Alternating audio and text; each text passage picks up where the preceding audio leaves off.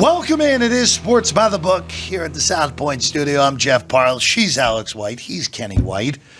Looking at the Sweet 16, the chalk fest that has been the 2025 NCAA Tournament. There's your bracket right now. Cinderella's John Calipari. Oh, yeah. Actually, I'd argue that Ole Miss right now, even though BYU was there as a sixth, they're number two. The Ole Miss is the only team other than Arkansas. There's only two teams in this tournament that have won both games as an underdog. Ole Miss, Arkansas Razorbacks. That's it. We're only two teams to win two games as an underdog in this tournament. Shout out North Carolina. We hardly knew ye in this tournament. All right, let's get into it for Thursday. We start in Newark, New Jersey. First time they've been back in this venue in the NCAA Tournament since 2011. That was John Calipari in Kentucky getting to the Final Four out of that pod back in the day. Brendan Knight, Josh Harrelson. But a little bit different this go-around is the overall favorites to win the second favorites to win a national championship here at the South Point. The Duke Blue Devils will play the nightcap, but because this is rotation number order here with these games, we'll go through it in this. This is the first one up there, the top of the bracket there. The Duke Blue Devils, who dominated both of their first two games, covered as a gigantic favorite against Mount St. Mary's. And then on Sunday, competitive for about 12 minutes or so, and then Duke just pummeled Baylor the last 28 minutes, winning by 23, 89 to 66. The final of that game against Baylor. Alex, 9.5 with this one. Arizona, of course, the first two, number dependent in the second game. All depend on what number you got. Right. If you got the mid-range numbers of the 3.5, you won. You got the early number. If you laid a bad number early, 4, you pushed. All the other numbers got there with Oregon. For Arizona covered all against Akron, 9.5, 153.5. Blue Devils favored in the nightcap in Newark. Really excited to start with this one and to talk this through with you guys because I'm definitely looking at that 9.5 with Arizona. Want to see how you guys are feeling about this. Couple things, though. I mean, Duke, in that game against Baylor, there was a second where I was like, they haven't played many tight games, right? ACC is down this year. Let's see what happens against real competition. And then they really just ran away with it, like you said, about 28 minutes of that game. I do think this is a better team with Arizona Wildcats. I like what I saw from them, especially from the comeback against Oregon State, because against Oregon Ducks, because they were behind. It was looking a little scary. I like how Caleb Love has been playing. I think they're going to need his best game to hang in there against Duke, but we know that, he's already faced Duke, and it hasn't been a Cooper Flagg one, except for this year when they lost. He hasn't beaten Duke led by Cooper Flagg, so that makes it a little bit tougher to handicap as well. But just raw power rating numbers, I've got it about 7.5, so looking at a 2-point difference here. Is that enough to take the Cats here against the number one team? Yeah, I don't know if it is either. I made it 7. Arizona impressed me. I watched them play against Oregon. They're a very athletic team. They have 5 players that all have quick first steps. They can get to the rim. Duke's defense is really good, but I don't know if they're the type of defense that can force Arizona into feeling uncomfortable here. I think the Wildcats can play with them. They've lost already one time at home. That was early in the year, but it was a bunch of freshmen for Duke that won that game on the road. Duke is definitely the better basketball team. This game comes down to if Arizona can hang around long enough, they cover. If they fall behind, they could lose their confidence once again, and Duke runs it out. I haven't bet the game, but I'm leaning towards Arizona if I can get the right number. I thought the win for Arizona against Oregon was the best win of the Tommy Lloyd era. And I really don't think it was particularly close either. They were in a 19-4 hole. Yeah. They looked completely out of whack. Looked like they didn't even want to be there in a round of 32. They ended up winning the game. It was also the best Caleb Love game in a very long time. He was efficient. He was making smart decisions. Things we've not seen much from Caleb Love in his entire college career. except for the magical run to the national title game for North Carolina a few years back. This feels like a lot of points, but going in front of the Duke blowtorch does not feel like a fun exercise right now. Maybe you'll do it in the Elite Eight, depending on who wins that BYU-Alabama game. Yeah. It's also Tommy. I still don't trust Tommy Lloyd in the big spot, but he's playing with house money. No one expected Arizona to win this game against Duke. No one. It's 4-1 on the money line with Arizona. Just wonder, though, and the point you made is a good one, Alex. What happens if this game is close at the end of the game? How does Duke look? And really played tight games this year. They bludgeoned everyone. So, very curious. I'm going to pass. I really want to see how Arizona looks early, because if they go with the start they did against Oregon, they're going to lose by 30. Yeah. Duke will not let them off the mat like the Ducks did. It won't happen. So, very curious to see how it plays out. I'm going to stay off, but it does feel like a lot at that 9.5. Kenny, I want to ask you real quick, actually. Do you think this thing touches 10, goes north of 10, just because you imagine that there will be public backing on Duke at any number the rest of the way? It might. When I first put my numbers on my sheet, I saw the 9.5 opener, but was bet down to 9 at Circa. Yep. So, but now back up to 9.5 everywhere. That's the market number. I think it's going to stay steady at 9.5. I think Arizona can get out early in this game and surprise Duke a little bit. I'm thinking 1st to 15 might be a nice bet on Arizona here. You can get a nice plus price on them. You're going to be getting good prices in this Sweet 16, because even though I think this is going to be a super competitive round, the shortest line is only 3.5. There are a lot of bigger numbers than you would anticipate for us, but as chalky as this tournament has been, there are a lot of reasonably sized numbers in this round of 16 going along. So 1st to 15, not first half, because that's what I was kind of thinking too. I don't mind first half either. Like I said, I watched this the other night. Arizona was quicker. They were stronger than Oregon. Now we're talking about Oregon, who's, I think Ken Pom has 28th in the country. We're not talking about Duke. But watching that game, Arizona was quicker. They were stronger. They were faster. They got their shots much easier. Oregon, I don't know how they hung in the game, because me watching it was like Oregon had to hit amazing shots in the second half to stay close, where everything Arizona did, they missed some layups. And if they would have hit those layups, they would have won the game by 10 or 12 points. Oregon was lucky to stay in that game. It was a very intriguing game. That Seattle pod on Sunday, boy, got some unbelievable games in that one. And the only buzzer beater of this tournament with Derek Queen, which we'll get to Maryland a little bit later. All right, now to a game that I am unbelievably excited to see how it plays out, because we're going to leave the defenses at home in this one. Alabama and BYU. And Alabama's a 5-point favorite in this game against Brigham Young. Opening numbers ranged anywhere from 4, 4.5. There's even some 3.5 on some super early ones. South Point opened 4.5. This one is a total where South Point opened 175. It's only gone up a half. I understand it's the NCAA tournament. I understand the games can get tight. If this game was a regular season game, this is coming what? 181? 182?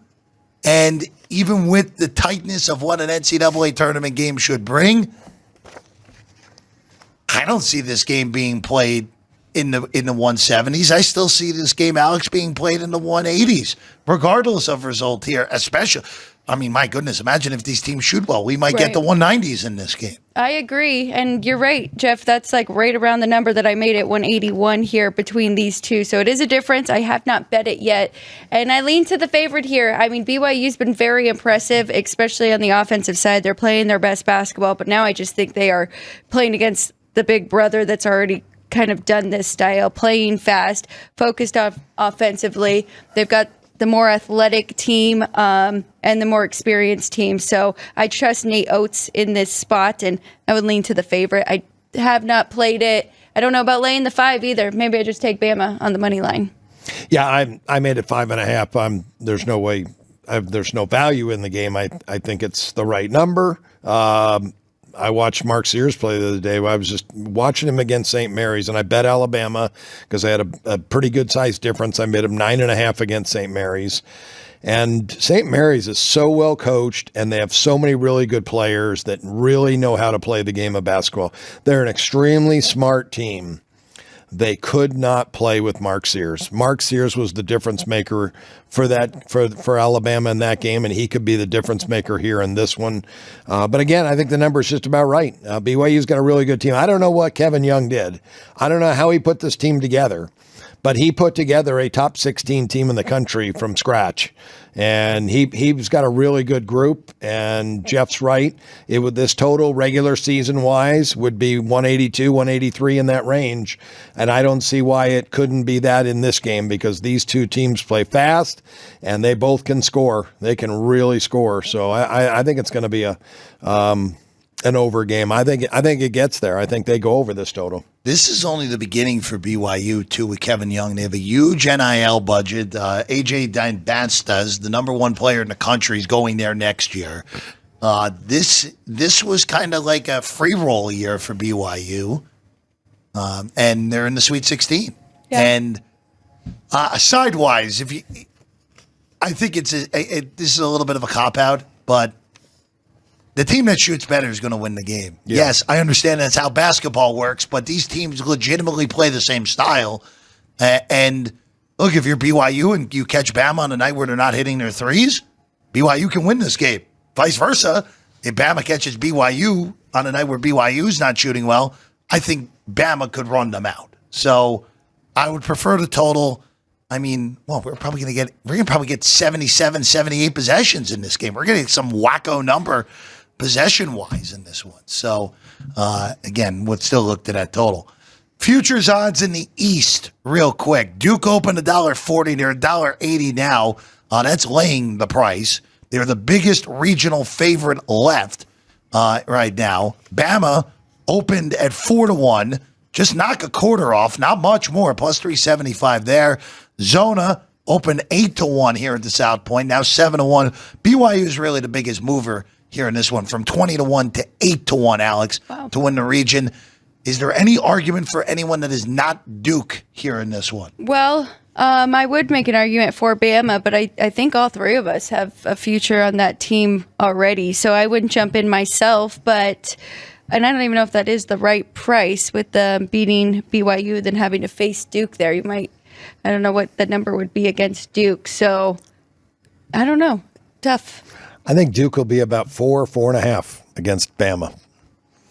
So, you still got to beat BYU. Yeah, and I think that's why it moved. A lot of people have this upset. I think about 450 to 1. So I mean, you're not getting that bad a deal convenience wise. If you can get plus $4 with Bama right now, I think you got a decent play. Well, and Arizona, I don't know what the price is, but if you just bet Arizona money line in this game, you're going to be rolling over better anyway. Huge. I mean, if Bama beats BYU, you're getting better than 7-1. If you Arizona money line this game, roll it over into the next one, you're getting better than 7-1 on whatever you get in the next one.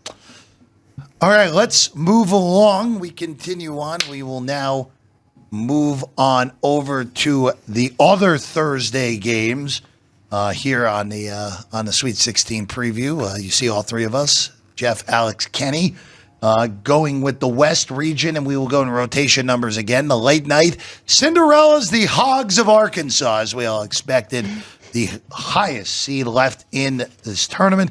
And they take on a Texas Tech team who just handles their darn business all the way through. They handled it against Drake. They were not perfect against UNC Wilmington. They didn't cover, but they got it done in their round one victory. Texas Tech behind JT Toppin, who really dominated that game against Drake on Saturday evening, is a 5.5-point favorite in this one against Arkansas, who upset Kansas in round one, upset St. John's in round two, trying to go 3 for 3. It looks like Thero's going to play. John Calipari earlier on Tuesday was on McAfee and said that he will be available, Thero will be, to play in this game on Thursday night. Alex, 5.5 and 147. In this one, of course, the Red Raiders favored over the Hogs. That makes me a little bit nervous there. Is that a little bit of smoke and mirrors? Because it was like a knee injury that he was out, right? So it'll be interesting. That's definitely something to keep an eye on to see if he is playing, because that is the player that you were hoping was coming back for Arkansas, if I'm not mistaken. He's their best player. They're out 9 games. They get him back. It's about a 4.5 point adjustment. I'm only making this game. I got Texas Tech 6 with him out. I'd have them 1.5 with him in. Arkansas could win this game, but again, probably going to be a little rusty being out as long as he's been out. Texas Tech's offense is just so good. This is Grant McCaslin, came from North Texas. He was the guy that architected the Mean Green. I think he copied Tony Bennett's Virginia team into slow down defensive basketball, give yourself a chance to win, and they did. And now he's at a school where they do play slow and they do play great defense, but he's got a great offensive team. This is such a good team. Athletically, they're about the same. I made my number 6. If I know Thiero's playing and he's going to log 20, 25 minutes, Arkansas's got a chance to win this game straight up. Who already beat Bill Self and then Rick Pitino. Nobody really saw this from Arkansas, the only double-digit seed. But I just wonder if they have what they have left. And how much of it was Arkansas winning as opposed to St. John's kind of beating themselves. Had a terrible shooting night, which we were kind of worried about with them going into the tournament. Yeah, that's my whole thing. St. John's basically played their D- game, and Arkansas still almost lost the game. The thing with the Hogs, as has been all year, again, Calipari deserves a little bit of credit for salvaging this and getting to the second weekend. I still don't think he does anything in-game for him at this point. This is a coaching mismatch in favor of McCaslin, as Kenny said, and they're just so rock solid. They just do. It feels like they do everything correctly.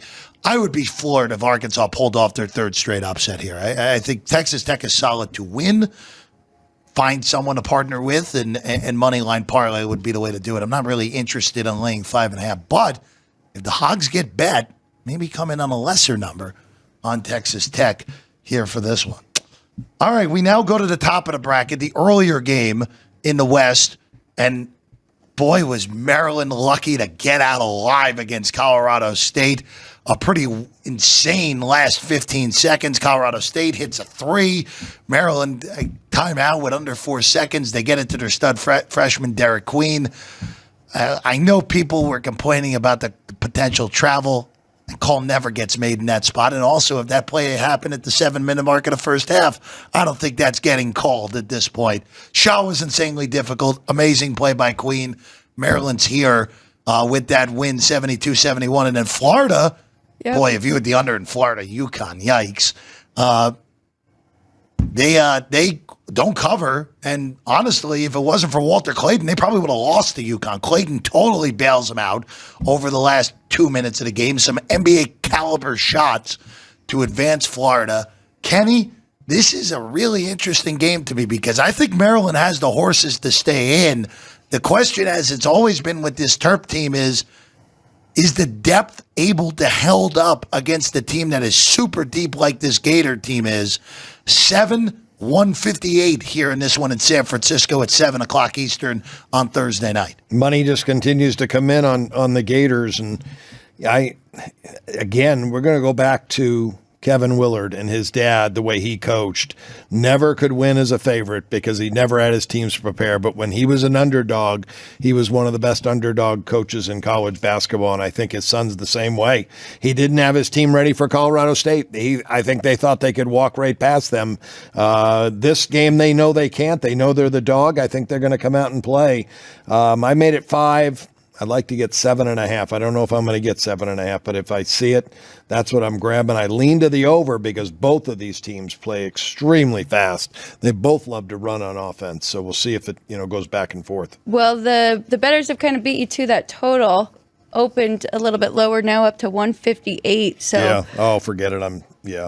But I'm with you. If I can get 7.5 or 8 here with Maryland, I'll take my shot. I'm just curious to see what we get from both of these teams.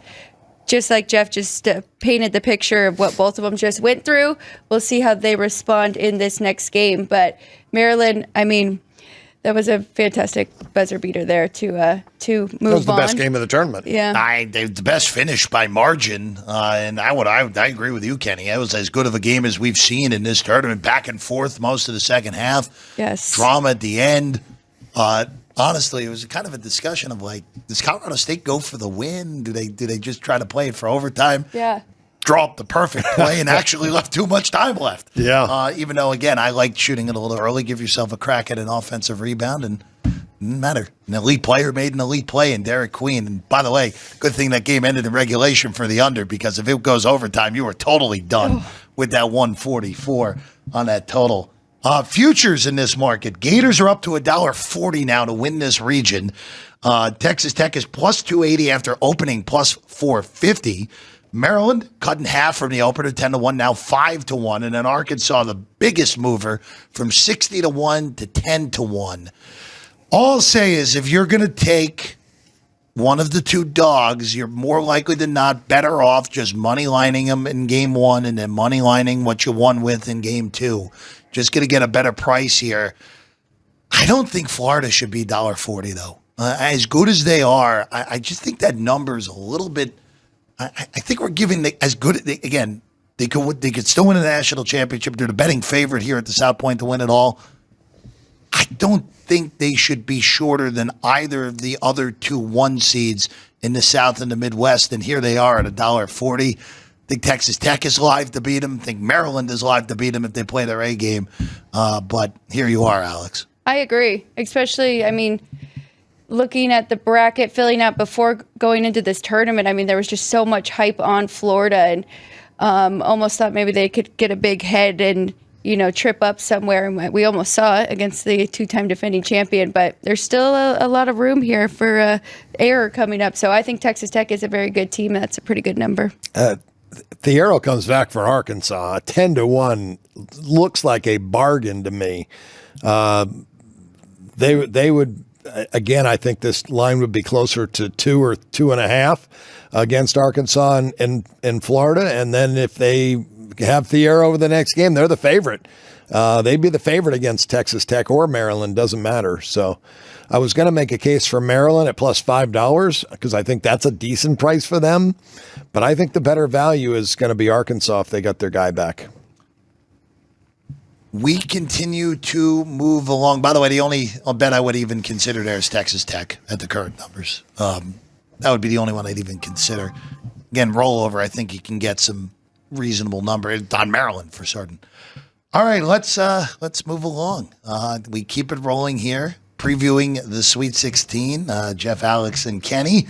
We go to the South region, the top of the bracket in the NCAA Tournament. Number 1 overall seed Auburn had their work cut out for them on Saturday, but they ended up covering the game against Creighton. Boy, there have been some sick ones in this tournament. That Creighton one was a pretty sick one if you were on the Jays and just ended up not getting there in the end.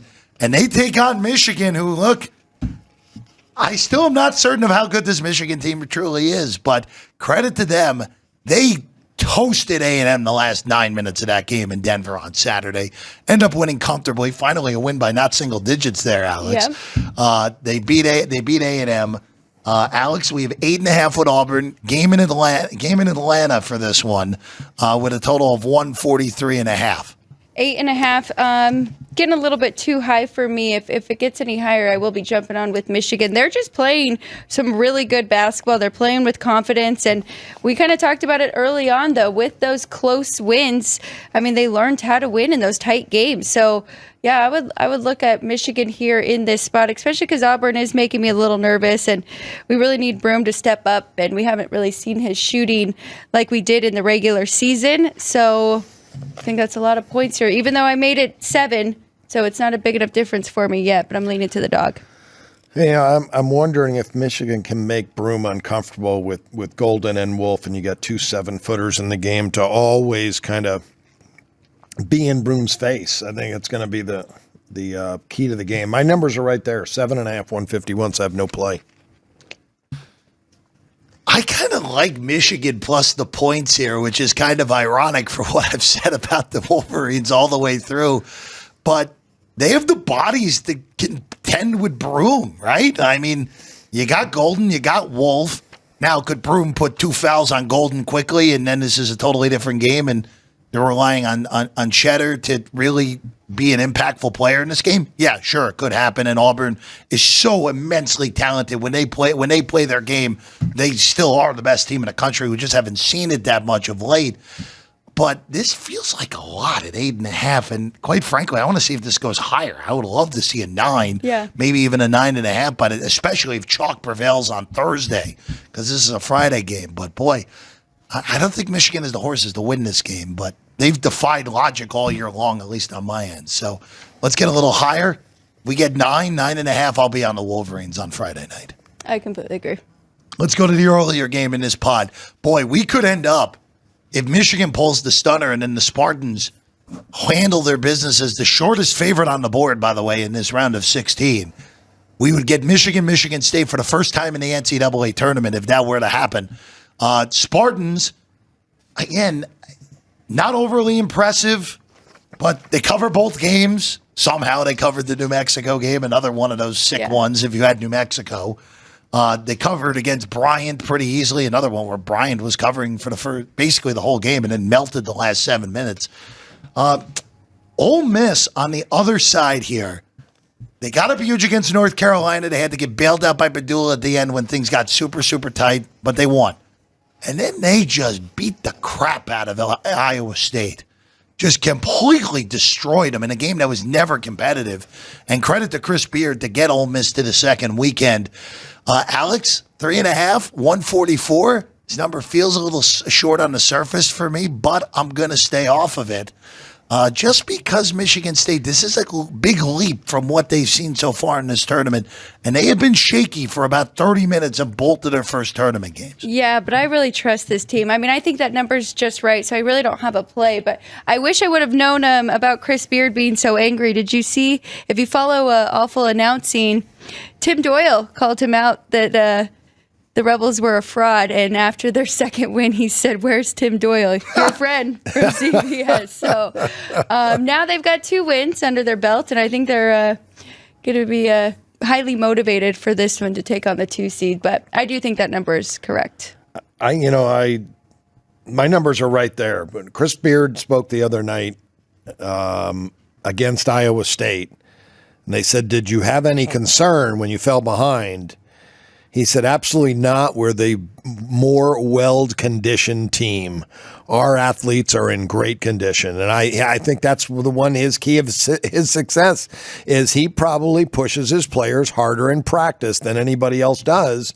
And they're stronger and faster and quicker. And if that's the case, they'll win this game. They'll win this game because their defense is going to be the better defense. Yeah, but don't forget you have Tom Izzo on the other side. I know that. Sure. I know, and he's going to go defense and rebounding. Again, my numbers are right there, but if we're going to talk conditioning and who's the better conditioned team right now, if it's Mississippi, and you're going to give me points with the better conditioned team, I'm going to take Mississippi. The only thing I'll throw out here real quick is shooting regression potential for Ole Miss scares me a little bit here. 58% against Iowa State, 58% from 3. Now you're playing another high-level defense in Michigan State. I just wonder if there's any sort of shooting regression. Again, I'm staying out of this game. If you told me Ole Miss won the game, I wouldn't be shocked because, again, these are two elite coaches. Beard should have won the national championship at Texas Tech. His roster is so good at Texas that Rodney Terry got to the Elite 8. I mean, Beard is an amazing college basketball coach, and Tom Izzo is Tom Izzo. So this is a high-level coaching matchup in this game, and I'm very curious to see how it plays out. Even though, again, everyone seems to, not us on the desk, but a lot of people seem to dislike this Michigan State team a lot. I'm not in that camp. I think they're a lot better than a lot of people are giving them credit for throughout this lay here, Alex. Well, everybody likes Tom Izzo as a dog, right, or as a lower seed. But now that they're actually in that 2 seed, you're right. I hear a lot of people wanting to go against them. But it's a step up in competition for both of them because Ole Miss, North Carolina, people arguing they shouldn't have been in it. And then Iowa State without Gilbert. So we'll see what they can do against this full roster here. And if there's a regression with their shooting, I'm thinking under because this is going to be such a close game, tight. Tom Izzo is about defense and rebounding. And when the game gets big, he slows everything down to a crawl and he turns it into a half-court game. So this total could be far, far too high. Looking at the regional prices here for the South, Auburn open minus 110 or only moved to $1.30, so not an aggressive move on Auburn. Michigan State opened at plus 475. They're now plus 250. Ole Miss is actually shorter than Michigan. Rebs at 7-1. Michigan at plus 750. I don't think there's much value to be had here because, man, probably still getting the better rollover, laying $1.70 with Michigan State, then taking whatever price it is, coupled in with your winnings on that. Ole Miss, we already saw in the SEC tournament, they will be double digits on a neutral or close to it against Auburn.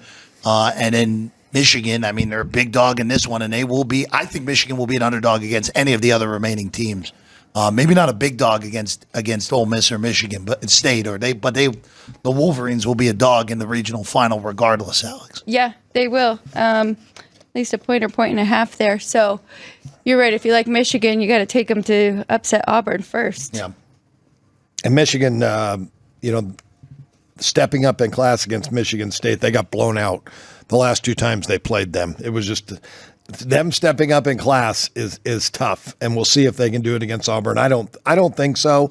So it's going to be a Michigan. I think Michigan State, gets there, but again, that conditioning, I go back and forth on that. I do really like that game under now, though. Mississippi, Michigan State, but to bet to win it all, Auburn's definitely the best team of the four. Let's move along to the final region here on a Tuesday preview of the Sweet 16. We go to the Midwest region right now, and we got chalk. 1, 2, 3, 4. And this, for Houston, this is in Indianapolis, and a little bit of a weird break for them where all the other teams in this region are super close to Indianapolis. Purdue obviously is about an hour, West Lafayette to Indy. Kentucky is about a 3-hour drive. Tennessee is about a 5-hour drive. Really not bad at all. And then Houston obviously got to get on a plane. But just showing the difference in these teams' abilities, Houston is 7.5 here against Purdue. By the way, this game's being played at Lucas Oil Stadium, not at the arena. I don't think it's as impactful, at least as some may think. Do this every single go around when they go to Indy now for the regional finals. Alex, 7.5 in this game, 131.5 the total. I don't see how Purdue scores in this game. I just think Houston's defense should be able to rule the day. And if you have any concern about the stadium shooting, I mean, even at 131.5, I think you can go under this game. I think this is a grinder from the get-go here with Houston and Purdue. Like the Cougs to win, like this thing under. I've got a 5-point difference in the total as well, so I love it under.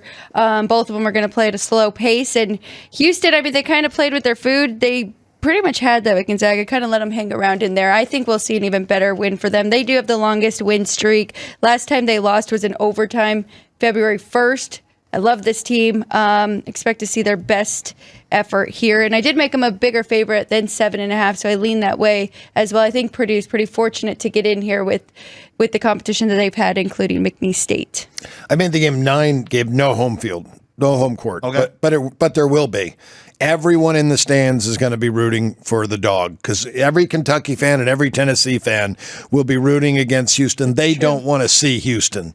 So they'll be rooting for Purdue and all the fans from Indiana in the stadium will be rooting for Purdue. So I think there's got to be some home court given to them. I could give 3 points and make it 6. That still doesn't give me a play on the side. But they are playing in a football stadium. Yeah.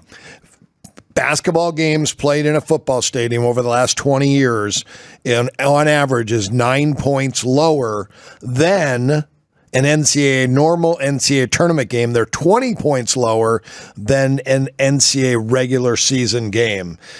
3-point shooting is actually almost even, though. Wow. Where the numbers go down is 2-point shooting from mid-range. The depth perception hurts, and the free throw line. It's almost 4% less free throw percentage in football stadiums that the court is at at the 50-yard line at midcourt. And that's where we're playing in this game. So I bet this game under. I went under 133.5. And I love Houston's defense. And I love hearing Jeff say, how's Purdue going to score? There's only going to be 60 possessions in the game. Purdue doesn't run. They play slow half-court basketball. And Houston, we know, wants to play slow also. So Cougs in this one favored by 7.5. All right, nightcap. SEC battle. Now, this is a fascinating game for a whole collection of reasons. Tennessee was swept by Kentucky this year. Kentucky won both at Thompson Bowling and at Rupp. They did it at Thompson Bowling back on January 28th when Kentucky was as injured as they basically have been all year. And now this is the third go-around. 144.5 is the total. Vols are 4-point favorites. I'm just curious because I know both of you will give double revenge in this game when you're making your lines. But I'm just curious if this is just a bad matchup for Tennessee more so than anything. Just the way that Kentucky plays. Yeah, there could be a problem shooting-wise potentially, but Tennessee has not loved having to play these teams that play fast unless if they can get them under grips, and Tennessee has not really been able to do that in either matchup against Kentucky. So I'm kind of stuck with this one because I'm leaning more with you, Jeff. This is a bad matchup for Tennessee, and I was listening to Evan Abrams from Action Network, and you know that they find a lot of trends and stuff, and he said never has this happened where a team has lost twice and then was the favorite. And even though Tennessee is the power rating, this is the first time that we're seeing this. So we don't really have anything to go off of with it. I just have to imagine there's value. Even though that number is right, there's got to be value taking the points here with a team that's already beat another team twice. I gave Tennessee 2.5 points for that revenge that they've lost the first two games. Made the game 5. I was hoping to get a bet on the game. I was hoping enough people would like Kentucky because of that fact. When you look at both the first two games that they played, basketball games can go either way. The 3-point shot that rattles in and out doesn't go in, and the other team banks in a 3-point shot. Kentucky won the first game by 5. And it was close down to the wire. They really dominated the first 10 minutes of the second half, and it was close down to the wire.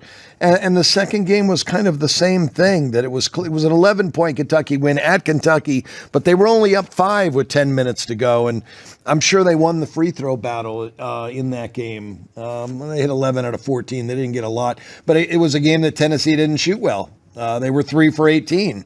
If they shot just 33%, it's a 2-point game. Mm-hmm. These teams are very, very close in talent. Very close in talent. Who's got the better offense? Kentucky. Who's got the better defense? Tennessee. So we'll see who wins out in that game. I'm going to go under. I'm going under because it's the third time around. Both coaches are going to make their adjustments on the first two games they've seen each other. And that second game was 75-64. It came 139. And now we're playing in a football stadium. Again, you're going to take points off for that. I already had a lower total. I went under 146 and down to 144.5. This is, of all the games in this round, I think this is the hardest one to figure other than that BYU-Bama game because, again, the BYU-Bama game really will just come down to which offense is more effective that day with how their defenses are. But, again, this could just be a bad matchup for Tennessee. It's also, again, this is the furthest Mark Pope has ever been in an NCAA tournament as well. Barnes well-documented his lack of success in the NCAA tournament. Very interesting game. Very interesting pod all the way through here in this Midwest. Houston, by the way, if we're going by region now for the prices, Houston's only minus 120.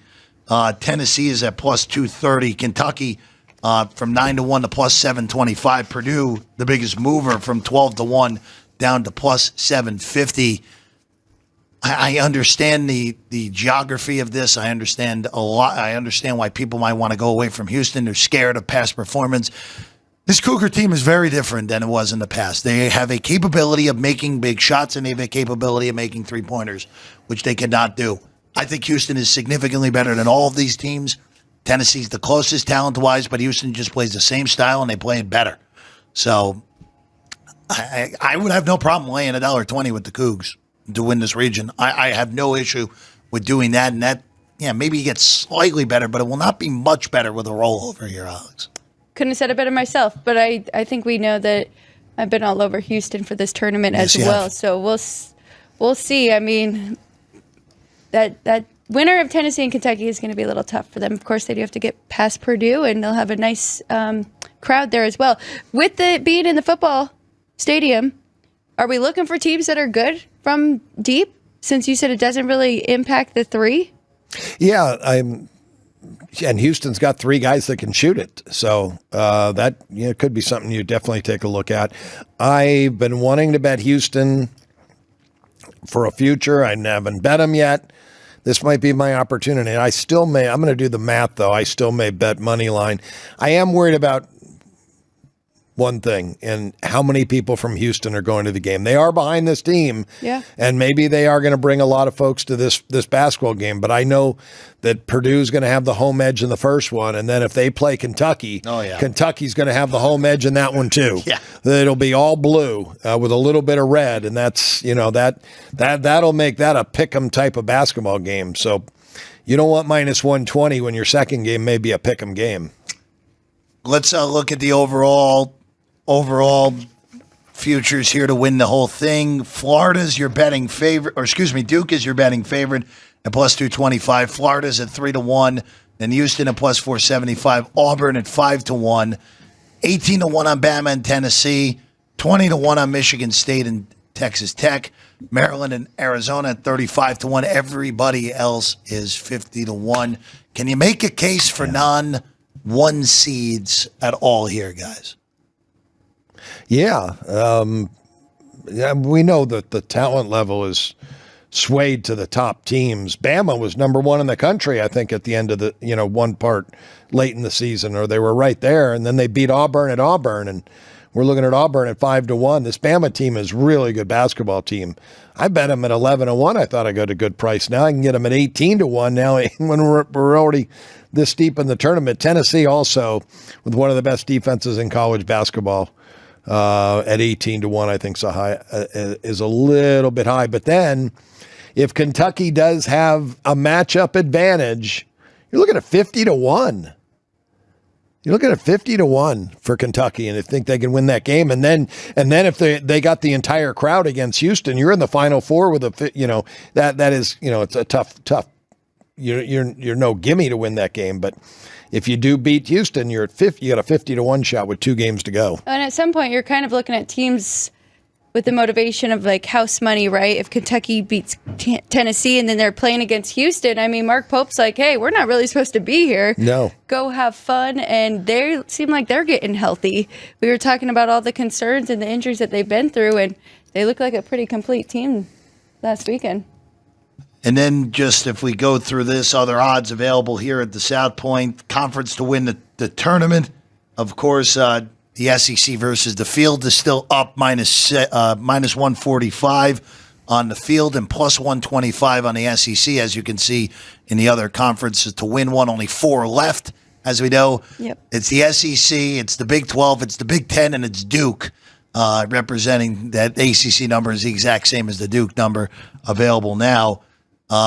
Which region to win the title? East is plus 165. That's Duke. Plus 210. West, that is Florida. 3-1, that is on the South on Auburn's region. And then the Houston region at plus 325 on these little specialty props, Alex. Well, East is Duke and Alabama. Yep. So that's a nice plus price having both of those two. But I wonder how much travel hurts Florida going all the way out playing in the West Coast. Yeah. Well, and who are they playing against? Well, Maryland stayed out. That's Maryland is in Seattle. They're staying out west. They're not going back east. They're staying there.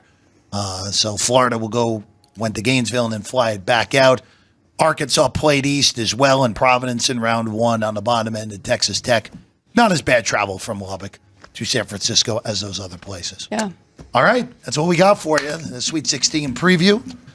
Elite 8 games, of course, coming this weekend, and the Final Four, which we'll preview all of next week. Hi, everyone. I'm Jeff Parles. And I'm Alex White. Thank you for watching this clip of Sports by the Book. Please like the video, comment, and subscribe. We live stream the show right here every day on this channel. Also, you can catch the podcast version on your favorite podcast platform. All the links are in the description below. We appreciate you, and we'll see you next time.